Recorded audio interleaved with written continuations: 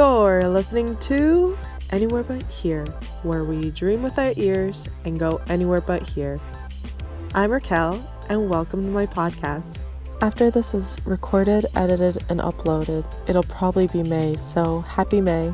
Just wanted to let you guys know that recording in a house with 4 people and 2 barking dogs can be difficult, since it's always noisy. So stay up to date with when I'm posting by subscribing and or following me on my socials, and I'll let you know when new episodes of the podcast is up.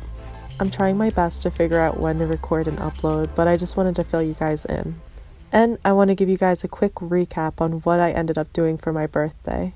My boyfriend took me out to my favorite cafe called Bobo's, and I got my matcha to go. Then I went for a walk and ended up back at home to have some dinner and eat a bunch of chocolate. We played board games like Scrabble and Clue, and my mom and I taught my boyfriend how to play the game Clue. I'm not sure how he went his whole 26 years of life not ever playing Clue, but I highly recommend that game to not just him, but to everyone. I won almost every game, which was exciting, and I had 3 birthday cakes to choose from, which was funny since there's only a few of us at home. So I had a pretty good birthday for being stuck in quarantine. Oh, and I was also gifted the nicest gift, which was a gift card for goat yoga. It's to a local farm, so I'm so excited to go and use that once we're not in quarantine anymore. Hopefully I'll become besties with some baby goats. And I just wanted to thank everyone for the nice birthday wishes and the nice compliments on my podcast. I couldn't believe how many people said my voice was soothing. I never thought it was, but I guess I was wrong. Also, I got a comment about how I should be an audiobook reader, which I thought would be cool to do one day. I'm not sure how to get involved with that, but I'll definitely look into that. And I also got a comment about how I should guide people through yoga and meditation. I love yoga, and I'm starting to love meditation. One of my goals in life is to become certified in teaching yoga. I was first introduced by a coworker of my mom's who had given us private yoga lessons, and I'll never forget how special that was to me. That was my first introduction to yoga, and I just remember feeling so zen and at peace. It was one of my favorite forms of exercise. You guys should check it out, especially now. I know a lot of people are stressed and bored, and yoga and meditating might be able to help relax you. It's worth a shot, you know. Why not try it? Now on to things people actually want to know. Let's kick it up a notch and talk about what people want to watch. But don't annoy her, there'll be no spoilers. That new segment name was kind of inspired by Good Mythical Morning, which is a wonderful show and my first recommendation on what to watch. For those of you who don't know what show I'm talking about, it's a channel on YouTube. The internet-tainers started making YouTube videos years ago, so there's a whole bunch to watch. I just heard about them in January, and I don't know how I missed them all these years. It's kind of crazy how I missed them, but they're very inspiring. Rhett and Link posted their first video in 2006 and have stayed relevant for all these years. They're very smart business and entertainment people, and I would love to work for them one day. Oh, and I forgot to tell you, they do stupid funny videos, kind of like morning talk show style. I watch it before I go to bed because it makes me laugh and it kind of relaxes me, so I'm hooked, and you guys should try some of their videos out. Besides that, I finished Riverdale Season 3, which was also crazy. I won't give spoilers, but if you're into teen drama shows or love Cole Sprouse, check it out. I would binge watch and catch up before Season 4 comes out on Netflix on May 21st, I believe, so make sure to do that. Also, I started to watch this show called Waco, which is based on the cult out of Waco, Texas. Yes, that's the same Waco in the home improvement show Fixer Upper, but the cult is from the 1990s. The show Waco is very captivating, although we kind of already know what's going on because it's a historical event. I can't stop watching it. Everything about it, in my opinion, seems so well done. From the actor they chose to be David, the cult leader, to the cinematography. I can't recommend it highly enough. And I'm only on episode 3, so that just tells you something.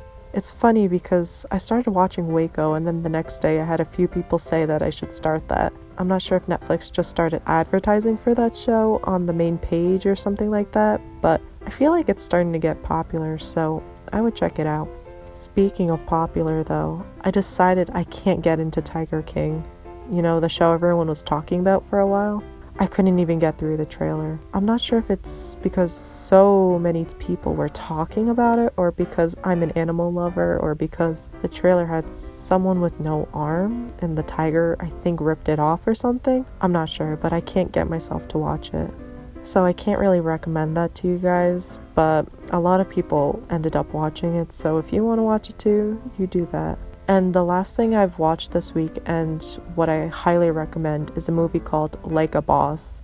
Boy, did that show really inspire me. It's about two ladies who started a small makeup line but are struggling financially. So when a big cosmetic line tries to buy out their company, it puts their lifelong friendship to the test. My description of the movie isn't that great, but if you want to watch a possibly inspiring comedy about owning a small business, this movie is great for you. And the movie helped inspire me for a new segment on my podcast called Just Quarantine Things. The title is pending for now, but the new segment will be things that might help you out while you're stuck at home. For this week, I was thinking about some ideas to help you stay creative while at home. I realized I was doing a bunch of stuff that helped inspire me to record this podcast and other things I plan on doing eventually, and I figured I'd share some with you guys. If you're like me, trying to stay as productive as possible between all the work you have to do, I started keeping a planner laying around with all the things I have to do scheduled on certain days. But when you plan out your days like that, it gets hard to get creative. So normally, if something inspires me, like when I watch that movie, I spend a bit of time writing things down and brainstorming. So make sure to be flexible and write down those brainstorming sessions so you don't forget. So my first pro tip is to watch and read things when you can. Now, I feel like this is counterproductive to tell you to spend your time watching Netflix, but you can't spend all your time working. It's good to have a balance going on so you don't get burned out. I know for me, if I get burnt out, I waste so many days trying to recover, or quote unquote recover, and rest because I didn't balance my time. So spending some time unwinding and watching things that uplift you will help your creativity. Now, if you have limited free time and want to be creative, and want to watch something that you know will get you down and sad like Waco, then don't watch it right now. I know I like to watch things like true crime and podcasts like that, but I have to be in the right headspace to watch it so I don't get down in the dumps. So I just reserve those shows for when I have more free time and I'm not about to sleep. My second pro tip is to clean up / change the area you work in. If my room is overly messy and I cannot work, I have to pick things up. I'm not sure why, but when my room's a mess, my brain's a mess, so I can't get creative. I also mentioned changing up your workspace a bit because sometimes changing a photo in a frame, repositioning your desk, and even lighting up a candle may spark something.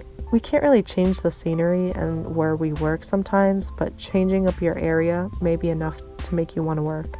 My third pro tip is to do something different. If you normally work, and then sleep, you might get stuck in a rut. It's good to try something different every once in a while, like reading, painting, arts and crafts, playing some games, anything that's different from your daily routine. You may find a new hobby, which is always a good thing. Maybe you'll become a professional Pinterester, and you can become inspired by the pins on Pinterest and help inspire others with the pins that you pin. That's a tongue twister. My fourth tip is kind of a 2-in-1. Talk to people / meet new people. Trust me, I'm the first to tell you, it's hard to meet new people in general, let alone in quarantine. But people are somehow doing it. Remember to stay safe if you're meeting people online. But besides that, talk to friends and family. Schedule online movie nights with your friends. Play games online.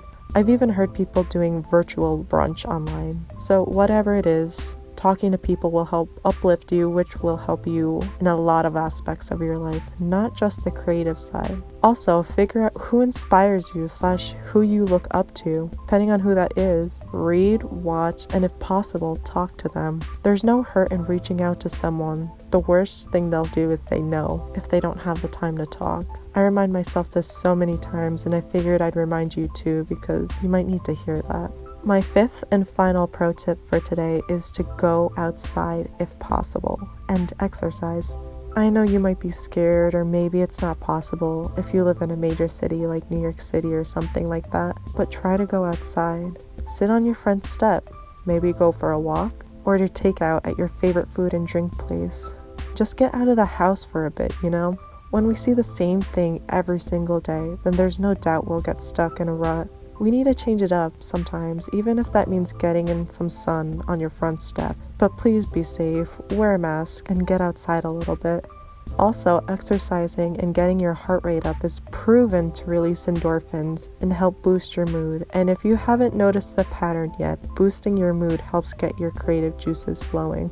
Hopefully some of these tips will help you out, maybe uplift you, and hopefully inspire some creativity. I know they're pretty basic tips, but sometimes we just need a reminder of those basic things because we forget about them. I have so many other ideas that I can do a part 2 in the future, so let me know if that's something that you want to see or hear, I should say. Or if you have or need any tips, leave them down below. I hope everyone is staying happy and safe out there. Well, that's it for this week. Catch me up on my socials listed down below, and I'll see you next week.